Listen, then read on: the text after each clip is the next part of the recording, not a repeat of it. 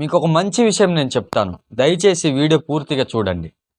ఒకరు నేను పెట్టిన వీడియోకి కామెంట్ పెట్టారు, మరియా ద్వారా యేసుక్రీస్తు వచ్చారు కాబట్టి మేము మరియకు ప్రార్థన చేస్తాం, మరియకే మనం ఏదైనా అడుగుతాం, మీరు పాస్టర్కి ఎలాగైతే అడుగుతారో మేము మరియా గారికి అలా అడుగుతామని ఒక అతను కామెంట్ పెట్టారు.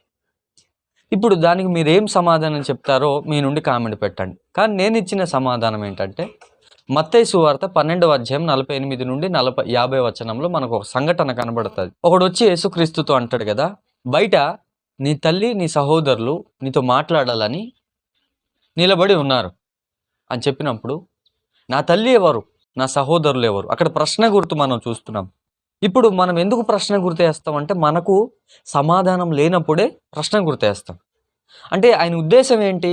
ఎవరు నా తల్లి, ఎవరు నా సహోదరులు అని చెప్పి అక్కడున్న శిష్యుల వైపు తన చేయి చాపి అంటారు, ఇరే నా తల్లి నా సహోదరులు అని చెప్తారు. అని చెబుతూ పరలోకమందున్న నా తండ్రి చిత్త ప్రకారము చేయవాడే నా సహోదరి, నా సహోదరులు, నా తల్లి అని చెప్పడం జరుగుతుంది.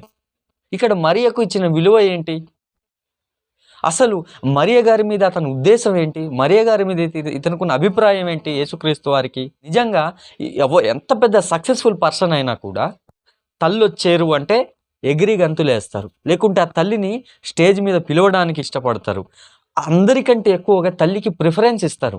కానీ ఇక్కడ యేసుక్రీస్తు వారు చూపించిన టైంలో ఆ నిర్ణయం ఎలా ఉంది మనం ఒకసారి ఆలోచించాలి. తల్లి వచ్చింది, సహోదరులు వచ్చారు అన్న కూడా అతనికి ఎటువంటి రెస్పాండ్ లేదు. అక్కడ శిష్యుల వైపు చూపించి వీలేనా సహోదరులు, వీలేనా తల్లి అని చెప్తాను. ఎందుకంటే యేసుక్రీస్తుని వెంబడించిన శిష్యులు మాత్రమే, అంటే దేవుని ఇష్టానుసారంగా ఎవరైతే బ్రతుకుతారో అలాంటి వారే దేవుని యొక్క సహోదరులు, తల్లి అనేది ఆయనకు ఉద్దేశం. అంతేగాని ఇక్కడ శరీర సంబంధమైన దానికి ఆయన విలువ ఇవ్వట్లేదు.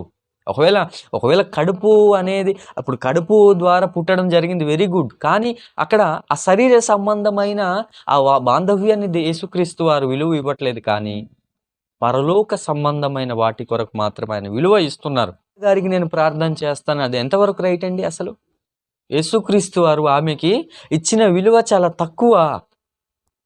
మరి ఇప్పుడు ఆమెకు మనం ప్రార్థన చేస్తే ఎలాగ యేసుక్రీస్తుకు ప్రార్థన చేసినట్టుగా మనం? అసలు ఎవరి నామమున మనం ప్రార్థన చేయాలి? నా నామమున మీరు ఏది అడుగుదురో అది మీరు పొందుదురు అని యేసుక్రీస్తు వారు చెప్పడం జరిగింది. ఇప్పుడు మరియ నామమున మనం ప్రార్థన చేస్తున్నామా? ఒక్కసారి మనం ఆలోచించుకుందాం. నిజంగా మనం మరియ నామమున ప్రార్థిస్తే యేసుక్రీస్తు వారు మనకు అనుగ్రహిస్తారా ఏదైనా కూడా? మరి ఇంకిత జ్ఞానంతో మనం ఆలోచిస్తే మనకు అర్థమైపోద్ది. మరియను క్రీస్తు వారు తన పాత్రగా వాడుకున్నారు. భూమి మీద రావడానికి తన బాధ్యతను నిర్వర్తించారు మరియ గారు, అంతవరకే తప్ప మరియ నామమున ప్రార్థిస్తే మనం ఏది సాధించలేం. అసలు మరియ నామమున ప్రార్థించడానికి లేదు. ఒకవేళ ఆమె నామమున ప్రార్థించాలనుకుంటే ఆమె నామమున మనకు పాపక్షమాపణ దొరుకుతుంది కదా, మరెందుకు ఆమె నామమున మనకు పాపక్షమాపణ లేదు? కాబట్టి జస్ట్ థింక్, ఒక్కసారి ఆలోచించండి, దయచేసి ఆలోచించండి. నేను మరియ గారిని విమర్శించాలను, లేకుంటే మరియను వెంబడిస్తున్న వారి మీద నేను ఏదో తప్పు నెట్టాలనో ఈ వీడియోస్ నేను చేయటం లేదు.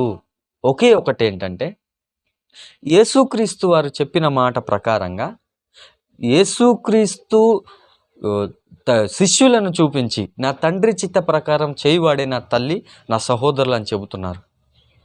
కాబట్టి యేసుక్రీస్తు వారు పరిశుద్ధాత్మ ద్వారా రూపింపబడిన ఒక వ్యక్తి. కానీ ఇప్పుడు మరియా జస్ట్ ఏంటంటే మానవ రక్తము ద్వారా వచ్చిన ఒక మనిషి. ఈరోజు ఒక దైవజనులను ఏ విధంగా అయితే యేసుక్రీస్తు వారు వాడుకుంటున్నారు తన పాత్రగా, మరియను ఆ విధంగా వాడుకోవడం జరిగింది. అంత మాత్రమే తప్ప ఇక్కడ మరియ దేవత కాదు, మరియ దేవుడు కాదు, మరియ నామమున ప్రార్థించడానికి లేదు, మరియను గుడి కట్టడానికి లేదు, మరియ రక్తం ద్వారా మనకు పాపక్షమాపణ లేనే లేదు. దయచేసి అర్థం చేసుకుంటారని ప్రేమపూర్వకంగా మనవి చేస్తే మాటలను ముగిస్తూ ఉన్నాను. నచ్చినట్లయితే వీడియో, ఈ సబ్జెక్ట్ నచ్చినట్లయితే మీరు సబ్స్క్రైబ్ చేసుకోండి.